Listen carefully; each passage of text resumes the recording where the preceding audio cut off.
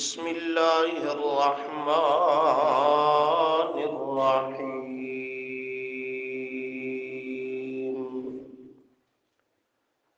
نحن نقص عليك نبأهم بالحق إنهم فتية آمنوا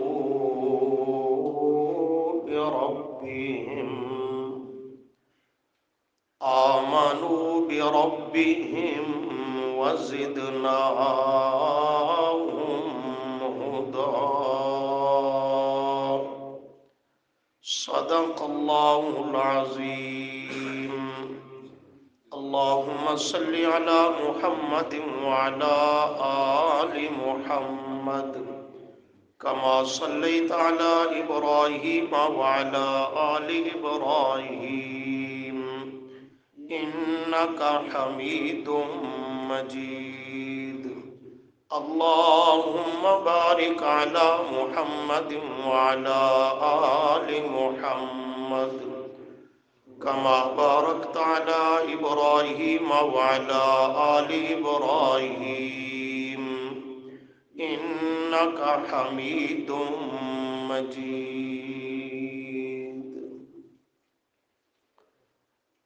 استغفر اللہ لا حول ولا قوة الا باللہ۔ گزشتہ سبق میں اصحاب کہف کے متعلق بعض باتیں ابتدائی اور بنیادی ذکر کی گئیں کہ اللہ تعالیٰ فرماتے ہیں نحن نقص علیک، ہم ہی بیان کرتے ہیں علیک آپ پر، نبأ حال، قصہ، واقعہ، خبر، ہم ان کی، بالحق ٹھیک ٹھیک۔ جب اللہ تعالیٰ نے خبر دی تو اس کے ٹھیک ٹھیک ہونے میں تو کوئی شک بھی باقی نہیں رہا۔ پھر وہ خبر کیا دی؟ فرمایا انہم فتیۃ آمنوا بربہم، وہ خبر یہ دی کہ انہم بے شک وہ اصحاب کہف، فتیۃ چند نوجوان تھے، آمنو جو ایمان لائے، بربہم ساتھ اپنے رب کے، وزدناہم اور ہم بڑھاتے گئے، ہم نے بڑھا دیا، ہم ان کو کس چیز میں؟ ہدن ازروئے باعتبار ہدایت کے، کہ ایمان میں وہ ترقی کرتے گئے، ہدایت میں ترقی کرتے گئے، منزلیں طے کرتے گئے، حتیٰ کہ وربطنا علی قلوبہم، وربطنا اور ہم نے گرہ لگا دی، پہرا لگا دیا اپنی رحمت کا، علی قلوبہم ان کے دلوں پر۔ یہاں پر چند باتیں قابل غور ہیں۔ ایک تو شروع جملے میں کل سن چکے ہو کہ فرمایا میرے محبوب صلی اللہ علیہ وسلم ہم ہی بیان کرتے ہیں آپ پر واقعہ اور قصہ اصحاب کہف کا ٹھیک ٹھیک۔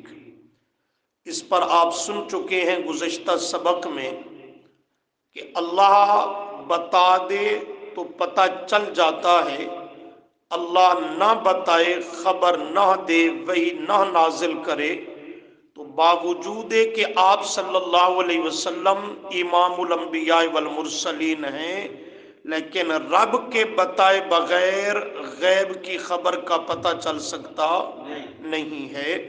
اس سے یہ مسئلہ سمجھ آیا اور واضح ہوا کہ عالم الغیب ہونا کسی نبی، ولی، امام، بزرگ کا شان نہیں، یہ میرے رب کا شان ہے، اور وہ اپنی اس شان میں وحدہ لا شریک ہے، اس کا کوئی شریک نہیں ہے۔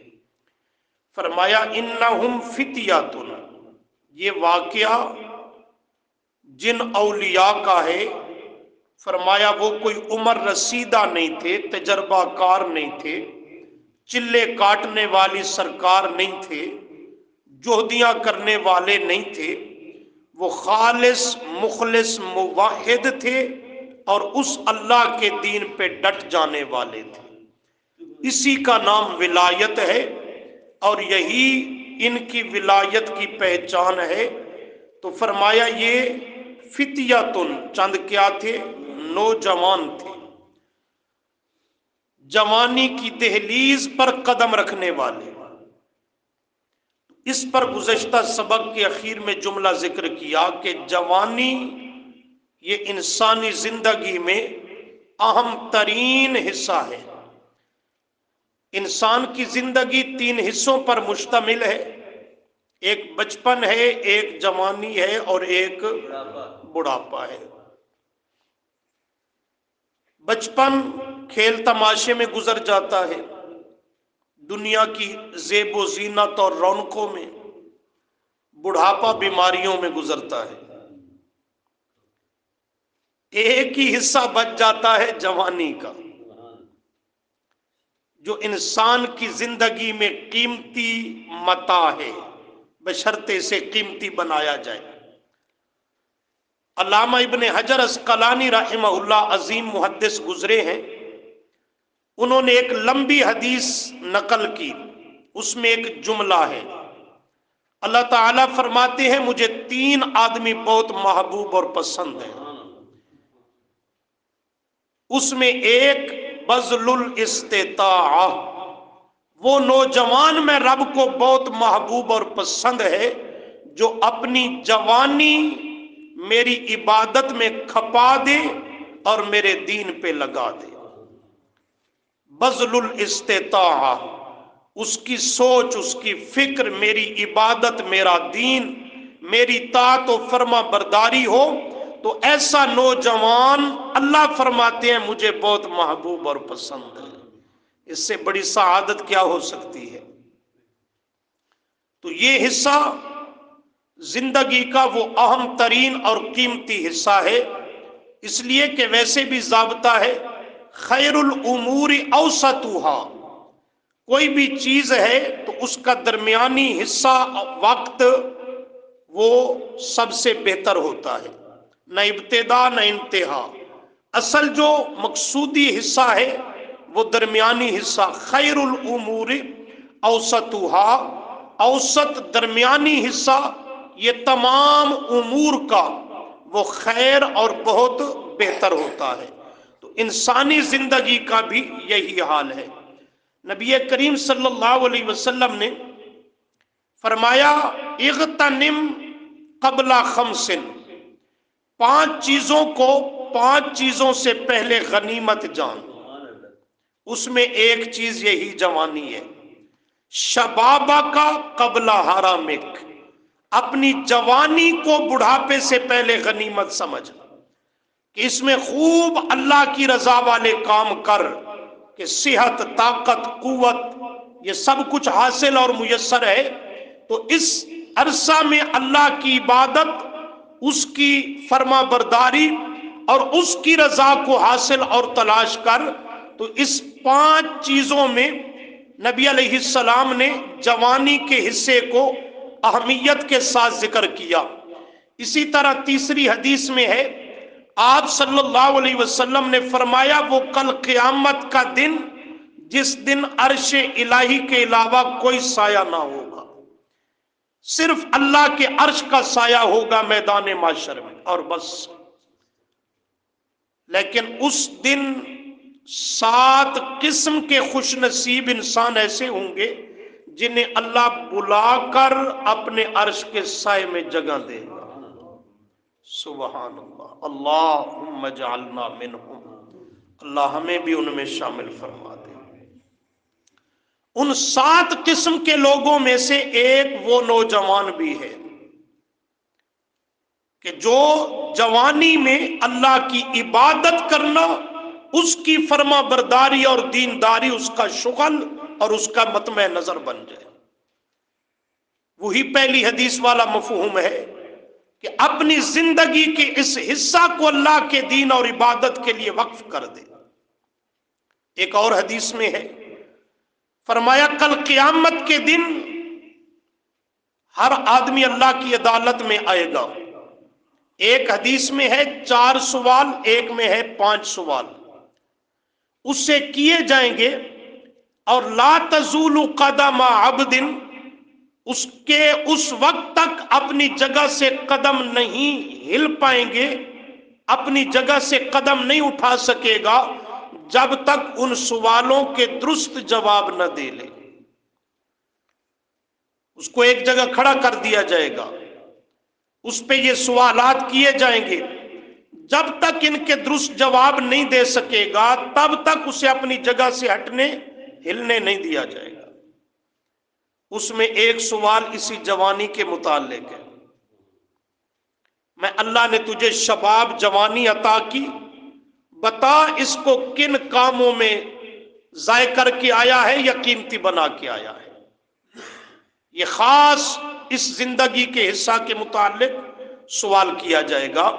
تو یہ تمام تر احادیث کے اشارات اسی بات کا پتہ دیتے ہیں کہ یہ زندگی کا جوانی کا حصہ، یہ وہ آدمی جو اسے اللہ کے دین اور مرضی کے مطابق ڈھال لیتا ہے تو یہ سب سے قیمتی اس کے لیے آخرت کا ذخیرہ ہے، اللہ کی رضا کا سب سے بہترین موقع ہے۔ اور جو اس جوانی میں اللہ کی بغاوت اور نافرمانی کی راہ اختیار کرتا ہے، اس کی عبادت اور دین سے دوری اختیار کر لیتا ہے، تو یہی حصہ اس کی آخرت کی ہلاکت اور بربادی کا ذریعہ بن جاتا ہے۔ وگرنہ یہ حصہ بڑا اہم ہے زندگی کا۔ اللہ تعالیٰ نے انبیاء علیہ السلام کو اپنے اپنے وقتوں میں جو نبوت اور رسالت سے سرفراز فرمایا، تو وہ بھی عین جوانی پر جب پہنچے تو اللہ نے نبوت عطا کر دی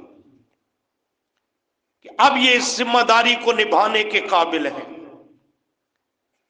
اس زندگی کے حصے کو قیمتی بنانے کی ضرورت ہے کہ جوانی میں اللہ کی عبادت، اللہ کی اطاعت، اس کے دین کے ساتھ پیار، محبت، تو ایسا جوان اللہ کو بہت محبوب اور پسند ہے۔ شیخ سعدی نے بھی کہا نا، در جوانی توبہ کردن شیوہ پیمبری، اگلا جملہ بڑا کڑوا ہے، کہتا ہے جوانی میں توبہ کرنا، عبادت کرنا، رب کو راضی کرنا، یہ تو انبیاء کا شیوہ اور عادت ہے، یہ انبیاء علیہ السلام کا طریقہ ہے۔ اگلے جملے کی طرف نہیں جاتے پھر بوڑھے ناراض ہو جائیں گے، ان کا بھی لحاظ رکھنا ضروری ہے۔ تو تاریخ اسلام پہ نظر ڈالنے سے بھی یہ بات سمجھ آتی ہے، جب بھی کفر کی کمر ٹوٹی ہے، اسلام کو غلبہ حاصل ہوا، تو پیچھے کردار نوجوانوں کا ہے۔ حضرت ابراہیم علیہ السلام نے بھی ایک انقلاب برپا کیا تھا، قوم کو بہت سمجھایا، باز نہ آئے تو فرمایا چلو کوئی بات نہیں، قریب ہی تمہارے عرس کا میلے کا دن آنے والا ہے، تم ادھر سب چلے جاؤ گے، پیچھے تمہارے معبود بچ جائیں گے اور میں ابراہیم بچ جاؤں گا، وہ پھر میرے رحم و کرم پہ ہوں گے، تو میں پوچھ لوں گا تم کاہے کے مشکل کشا بنے پھرتے ہو، کیسے تمہیں معبود بنایا جاتا ہے۔ جب قوم چلی گئی تو حضرت ابراہیم علیہ السلام عین جوانی پہ ہیں، عین جوانی کی حالت پہ، کلہاڑا ہاتھ میں لیا اور پہنچ گئے جہاد کرنے کے لیے ان کے معبودان باطلہ کے پاس۔ اول جا کر ان کی توہین اور تذلیل کی۔ سورۃ الصافات میں ہے، حضرت ابراہیم علیہ السلام جب پہنچے تو دیکھا ان کے سامنے وہ لمبے لمبے دسترخوان بچھے ہوئے ہیں، اس پہ کھانے، نذرانے، شیرینیاں سب کچھ پڑا ہے۔ تو حضرت ابراہیم علیہ السلام پہنچتے ہی فرماتے ہیں ان پتھر کے بتوں اور مورتیوں کو خطاب کر کے، مالکم لا تنطقون، کھاتے کیوں نہیں ہو؟ کھاؤ نا، یہ تمہارے لیے سب کچھ رکھ کر کے گئے ہیں۔ تم بھی کسی بابے کی قبر کے پاس سے گزرو نا، اس کی قبر پہ دال شال پڑی ہوتی ہے، چینی ہے اور کچھ نہ کچھ کھانے کی چیزیں، تو بابے کو آواز دینی چاہیے، اٹھنا کھا۔ کھاتا کیوں نہیں؟ یہ تیرے لیے تو تیرے چاہنے والے، پوجا کرنے والے دے کر کے گئے ہیں، منت منوتی نظر نیاز کی چیز۔ تو حضرت ابراہیم نے فرمایا مالکم لا تنطقون، مالکم لا تنطقون الا تاکلون، کھاتے کیوں نہیں ہو؟ میرے سے بات کیوں نہیں کرتے؟ بولو کیا بلا ہو، مجھے بھی سمجھاؤ۔ خطاب کیا ان کو، کیا خیال تھا بھئی یہ سنتے ہیں؟ پتھر نہیں، ہر خطاب کو سما لازم نہیں ہے۔ مالکم لا تنطقون، میرے سے بات کیوں نہیں کرتے؟ بولو نا ذرا کچھ۔ یہ ان کی تذلیل کی۔ الا تاکلون، کھاتے کیوں نہیں ہو؟ کھاؤ نا، یہ سب کچھ تمہارے لیے پڑا ہے۔ کیا آواز، کیا جواب آنا تھا؟ کچھ بھی نہیں۔ تو کلہاڑا ہاتھ میں لیا۔ ذرا دیکھو 17ویں پارہ سورۃ الانبیاء،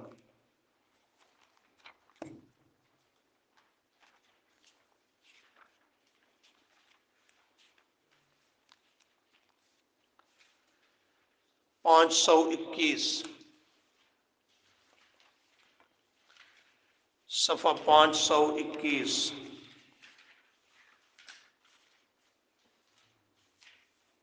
سورۃ الانبیاء، آیت نمبر 57 صفحے کے شروع سے دیکھ لیں۔ 521 صفحے کی ابتدا، وَتَاللَّهِ لَأَكِيدَنَّ أَصْنَامَكُمْ، وَتَاللَّهِ، اور اللہ کی قسم، لَأَكِيدَنَّ، البتہ ضرور بالضرور میں چال چلوں گا، کوئی نہ کوئی تدبیر کروں گا، اصنامکم، تمہارے بتوں کے متعلق کچھ نہ کچھ ان کا علاج میں ضرور کروں گا۔ کون کہتا ہے؟ حضرت ابراہیم علیہ السلام۔ لَأَكِيدَنَّ، تم ایسے باز نہیں آتے، مجھے کچھ نہ کچھ قدم اٹھانا پڑے گا، لیکن کب کروں گا؟ بعد ان تولوا مدبرین، بعد اس کے کہ تم پیٹھ پھیر کر چلے جاؤ گے اپنے اس عرس اور میلے مذہبی تہوار پر۔ چنانچہ وہ دن آ گیا، وہ چلے گئے۔ حضرت ابراہیم علیہ السلام کلہاڑا لے کر پہنچ گئے اور وہاں جا کر کے فرمایا فَجَعَلَهُمْ، پس کر دیا حضرت ابراہیم نے ان کا جزازن، ٹکڑے ٹکڑے، جز جز کر دیا ان کو، کسی کی آنکھ نکالی، کسی کا کان کاٹ دیا، کسی کا بازو کاٹا، کسی کی ٹانگ توڑ دی، یہ سب کے ٹکڑے ٹکڑے کر دیے حضرت ابراہیم نے۔ سختی تو نہیں کی حضرت ابراہیم علیہ السلام نے؟ سوچ لو آج کے معاشرے میں کوئی ایسا کرے تو سیدھا دہشت گرد ہے جی، یہ تو ہے، بڑا متشدد ہے۔ یہ پیغمبر کا طریقہ ہے۔ الا کبیرا لہم، الا مگر، کبیرا جو بڑا تھا ان کا، لہم ان کا، اس کو چھوڑ دیا اپنی حالت پر، اس کو نہیں کاٹا اور توڑا۔ الا کبیرا لہم، جو ان کا اعلی حضرت تھا اس کو چھوڑ دیا، اور مفسرین فرماتے ہیں کلہاڑا بھی اسی کے کندھے پہ رکھ دیا تاکہ سامان ادھر سے ہی برآمد ہو۔ لعلہم، اس خیال سے کہ شاید وہ کفار الیہ یرجعون، دو معنی ہیں، اسی کی طرف رجوع کریں کہ اسی کو قصوروار قرار دیں، یہ صحیح سلامت بھی ہے، کلہاڑا بھی اسی کے پاس ہے، اسی نے حسد کی بنا پر باقیوں کا کلا کما کر دیا۔ اور دوسرا معنی لعلہم الیہ یرجعون، شاید کہ وہ واپس آئیں اور دیکھیں یہ اپنی حفاظت نہیں کر سکے، اپنے آپ کو نہیں بچا سکے، وہ ہمارے کیسے معبود بن سکتے ہیں، ہمارے کیسے مشکل کشا و حاجت روا بن سکتے ہیں، شاید اسی سے مسئلہ انہیں سمجھ آ جائے۔ قوم کے لوگ واپس آئے تو کہنے لگے گھروں میں جانے سے پہلے سلامی پیش کر کے جائیں۔ جب معبود خانے میں پہنچے تو دیکھا ٹکڑے ٹکڑے ہو گئے، ان کے دیکھ کر کے حیران ہو گئے، ماتم کرنے لگے، دیکھ کر کے ماتم کرنے لگے، پریشان ہو گئے۔ قالو، کہنے لگے من فعل ھذا، من فعل ھذا، کس نے یہ سب کچھ کر دیا، بآلہتنا، ہمارے معبودوں کے ساتھ۔ اب بھی مشرک کو عقل نہیں آ رہا، اب بھی کہتا ہے بآلہتنا، اب بھی ہمارے الہ ہیں، ہمارے معبود ہیں، ہمارے مشکل کشا و دستگیر ہیں، جو اپنے کام نہیں آ سکے وہ تیرے معبود اور مشکل کشا کیسے؟ کون ہے جس نے ہمارے معبودوں کے ساتھ یہ برا معاملہ کر دیا؟ انہو، بے شک وہ جس نے بھی یہ سب کچھ کیا، لمن الظالمین، البتہ ہے ظالموں میں سے۔ اپنی اصلاح کرتے، الٹا جس نے یہ سب کچھ ہمارے معبودوں کے ساتھ کیا وہ بڑا ظالموں میں سے ہے۔ کون ہو سکتا ہے؟ خسر پسر ہونے لگی، چیمگویاں ہونے لگی، تبصرے ہونے لگے، حتیٰ کہ قالو، کہنے لگے سمعنا، آپ کے سبق کا جملہ آ رہا ہے، سمعنا، سنا ہے ہم نے، سنتے رہتے ہیں ہم، فتن، ایک نوجوان کو، فتن، ایک نوجوان کو سنتے رہتے ہیں، وہ کیا کرتا ہے؟ یذکرہم، ہر وقت ہمارے معبودوں کے پیچھے پڑا رہتا ہے، ان کا تذکرہ منفی اور تنقیدی رنگ میں کرتا ہے، کہتا ہے یہ سنتے بھی نہیں، دیکھتے بھی نہیں، جانتے بھی نہیں، یہ کچھ کرنے کے قابل نہیں، یہ معبود نہیں، عبادت کے لائق نہیں، یہ نظر و نیاز منت منوتی کے لائق نہیں۔ یذکرہم، ہر وقت ان کے پیچھے پڑا رہتا ہے، ان پہ تنقید کرتا رہتا ہے۔ دوسرے پوچھنے لگے اچھا کوئی ایسا نوجوان بھی ہے ہمارے معاشرے میں؟ تو کون ہے وہ؟ کہتے ہیں یقال لہ ابراہیم، یقال لہ، اسے کہا جاتا ہے، کیا کہا جاتا ہے؟ ابراہیم، ابراہیم کہا جاتا ہے۔ دیکھا مشرک کا غصہ، یوں نہیں کہتے اسمہ ابراہیم، اس کا نام کیا ہے؟ ابراہیم نا، وہ حقارت کا تذکرہ ہے۔ یقال لہ ابراہیم، اسے ابراہیم ابراہیم کہتے ہیں، ابراہیم نام کا کوئی ہے، اور وہ کیا ہے فتن، کون ہے؟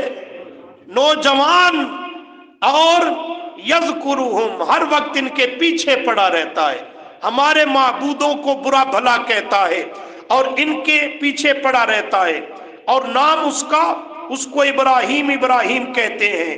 تو عین جوانی کی حالت میں حضرت ابراہیم نے یہ کفرستان اور شرک گدا کو صفحہ ہستی سے مٹا دیا۔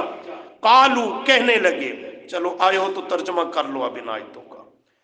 قالو، کہنے لگے، فاتو بھی، پس لے آؤ اسے، بلاؤ، علی اعین الناس، لوگوں کی آنکھوں کے سامنے لے آؤ، کیوں؟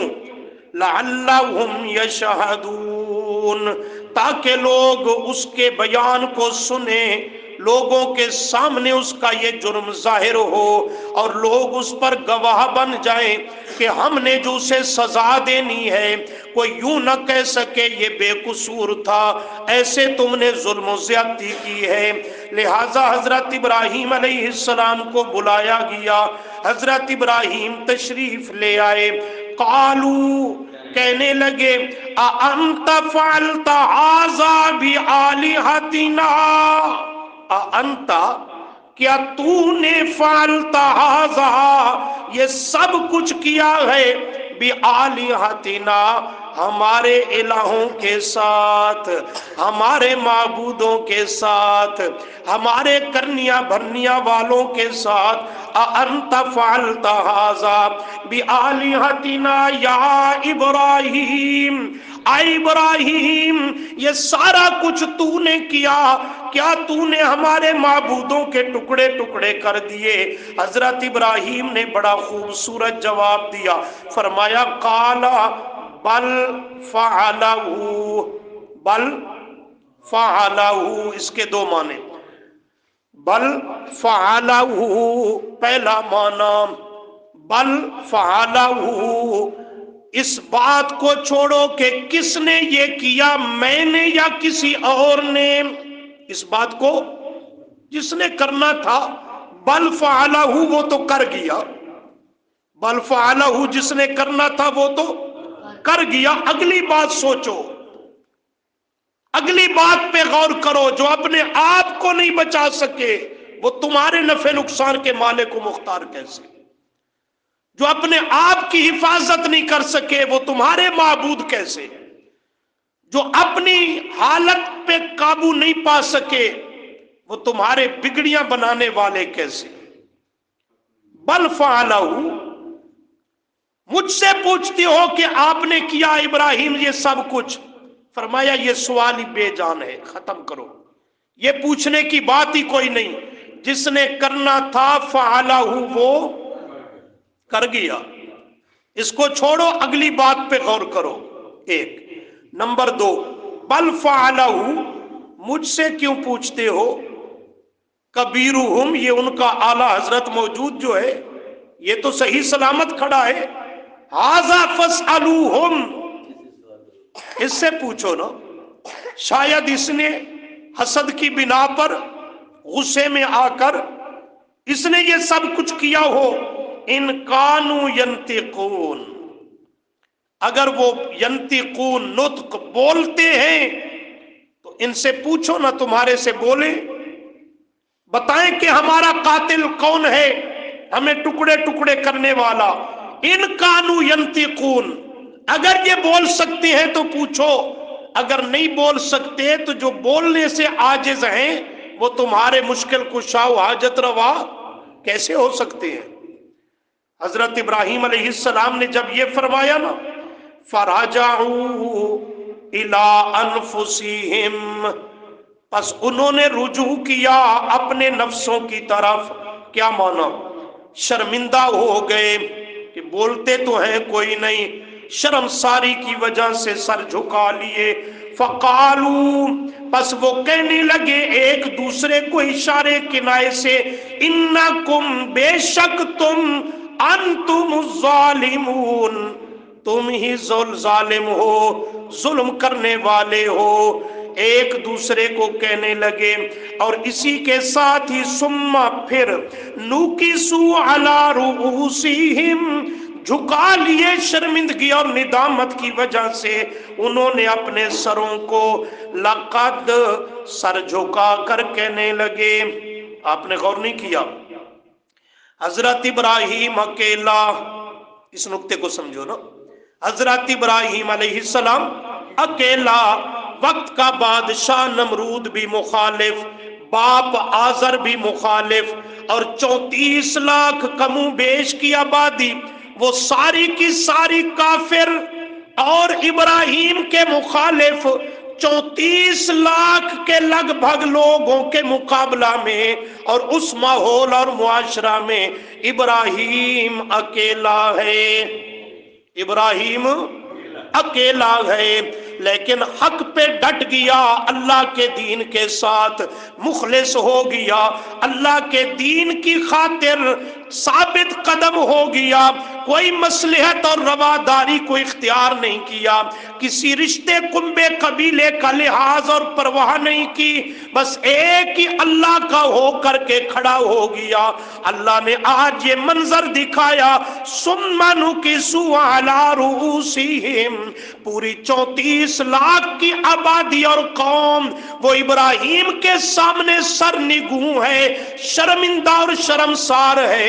ایک اکیلا ابراہیم ہو کر وہ سب کے سامنے آنکھوں میں آنکھیں ڈال رہا ہے، کلام کر رہا ہے، اور اللہ کریم نے پوری قوم کے مقابل ابراہیم کا سر فخر سے اونچا کر دیا۔ وہ سر جھکائے ہوئے ہیں اور سر جھکا کر ہی کہتے ہیں لقد علمت، لقد، البتہ تحقیق، علمتا، تو جانتا تو ہے۔ ابراہیم علیہ السلام سے کہتے ہیں لقد علمتا، تو جانتا تو ہے اے ابراہیم، ما ہؤلاء ینطقون، کہ یہ بول دے شول دے دا کچھ کخ نہیں۔ پتا تو ہے ابراہیم تجھے کہ یہ بولتے بول سکتے نہیں، پھر ہمیں کیوں کہتا ہے بول سکتے ہیں؟ تو ذرا انہی سے پوچھو کہ تمہارا مجرم کون ہے، جب پتہ ہی ہے پھر ہمیں کہہ کر کے رسوا کیوں کرتا ہے؟ دیکھا مشرک کو اللہ نے کیسا رسوا کیا۔ لقد علمت، سبحان اللہ۔ حضرت ابراہیم نے بھی بڑے طریقے سے ماحول بنایا، ان کو لائن پہ لگایا کہ یہ اپنی زبانی یہ بول کر کہنے پہ مجبور ہو جائے۔ لقد علمت، پکی بات ہے ابراہیم تو جانتا تو ہے، تجھے معلوم ہے، ما ہؤلاء ینطقون، یہ بولتے کوئی نہیں، پھر ہمیں کیوں کہتا ہے کہ اگر بولتے ہیں تو ان سے پوچھو۔ حضرت ابراہیم علیہ السلام بھی یہی ماحول بنانا چاہتے تھے۔ قال، فرمایا، افتعبدون، سبحان اللہ، افتعبدون، افتعبدون، پھر تمہیں شرم نہیں آتی کہ تم عبادت اور پوجا پاٹ کرتے ہو من دون اللہ، اللہ تعالیٰ کے سوا، ما، ان ہستیوں کی، ان بتوں کی، ان مورتیوں کی جنہیں انبیاء کی نقشے پر تم نے بنا رکھا ہے، اولیاء کی صورتوں پر تم نے تراش رکھا ہے، ان کی اللہ کے سوا پوجا اور عبادت کرتے ہو۔ لا ینفعکم، جو تمہیں نفع نہیں دے سکتے، کتنا؟ بیٹے جتنا کہ بیٹا دے نہیں سکتے، جاب نہیں دلوا سکتے یہ نفع، بگڑیاں نہیں بنا سکتے یہ نہیں۔ لا ینفعکم، تمہیں نفع نہیں دے سکتے، شیئا، ذرہ برابر بھی، شے مادہ تنعام، پھر ناکرہ سیاق نفی میں تعمیم در تعمیم، ایک ذرے کا، ذرہ تو سمجھا ہوا ہے نا، ایک ذرے برابر بھی، لا ینفعکم، تمہیں وہ نفع نہیں دے سکتے، ولا یضرکم، ایک ذرہ برابر بھی تم سے ضرر اور نقصان کو دور نہیں کر سکتے۔ جب نفع نقصان کا ان کے پاس اختیار نہیں، افتعبدون من دون اللہ، پھر بھی اللہ کے سوا تم ان کی پوجا اور عبادت کرتے ہو۔ افتعبدون، تمہیں شرم نہیں آتی؟ سبحان اللہ۔ لا ینفعکم شیئا ولا یضرکم، جو ذرا برابر تمہیں نفع نہیں دے سکتے، ذرا برابر بھی تم سے تکلیف اور نقصان کو دور نہیں کر سکتے، پھر بھی ان کی عبادت اور پوجا کرتے ہو، پھر بھی ان کو اپنا الہ اور معبود کہتے اور سمجھتے ہو۔ اف لکم،